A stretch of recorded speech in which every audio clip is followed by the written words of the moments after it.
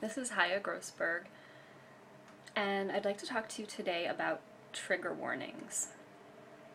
So, I recently looked up trigger warnings and found that they actually started in the feminist community as a way to protect people who had been survivors, who are survivors of abuse, from being excessively triggered by intense stories of sexual abuse or other types of abuse. But what I've noticed recently is that most of the trigger warnings I see appear in mixed social media outlets. So, not in feminist communities, but in places where all kinds of people of any gender, race, socioeconomic status, etc., are present. And I think it creates a very different dynamic where the trigger warnings are not being necessarily only given for survivors of abuse, but for the general public. And it starts to imply that we all need to be warned of stories of abuse, and that we could all very easily be triggered too far by hearing about someone else's pain or hearing the violence that has been committed to them. And this is starting to concern me because my biggest concern is that we're becoming a society that is too scared of triggers and too unwilling to be triggered. Now, the interesting thing is that it depends what types of triggers we're talking about, because there are all kinds of triggers all the time for everyone. So we have this specific type of trigger, which is abuse, or particularly maybe sexual abuse, that is considered a trigger and something that needs to be warned about. So, for example, if I was going to post a blog about sexual abuse that someone had experienced or abuse that I had experienced, I might post trigger warnings so that someone might be able to then decide whether or not they wanted to read or view my post based on their mood, or whether they were feeling up for hearing something very intense at that moment.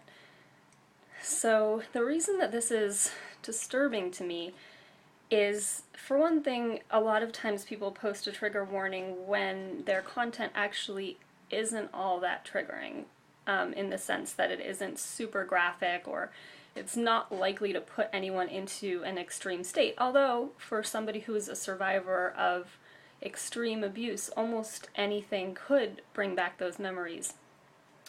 But that brings me to another part of this discussion, which is why exactly we would try to avoid bringing up memories.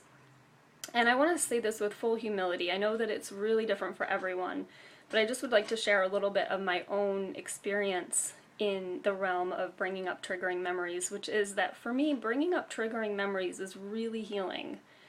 And I get that there are times and places where we're not in a good space, or we don't have the support that we need to process that kind of triggering material. But my concern is that the world is becoming a place where there is no safe place for processing triggering material. And triggering material is actually healing when we can process it, when we can be with it and have support, or even just solitude and safety, or a witness.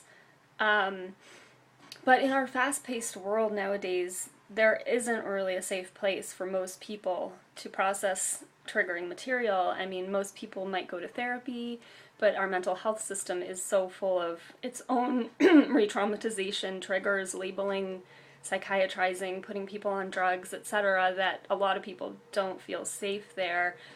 And I know that for me, when I brought up really triggering traumatic experiences with a psychiatrist, they basically shut me down, said, let's not talk about this, let's just focus on the present moment. I don't think he realized that my present moment involved these triggering things from the past, and that processing those triggering and traumatizing things from the past were bringing me able to be more fully in the present moment. So I get that people post trigger warnings for a variety of reasons, but I just want us to ask ourselves why we're posting them when we do. Because I get triggered by all kinds of things that no one would ever consider posting a trigger warning on. For example, most of the time when I listen to radio announcers, I feel triggered and shut down. Most of the time, when I hear commercials, I feel triggered.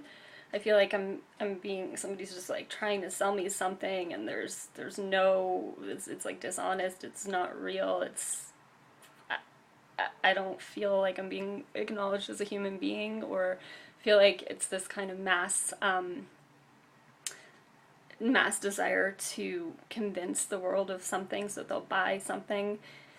So there are a lot of different types of triggers, and my main concern is the silencing of stories that need to be heard and that are triggering for some.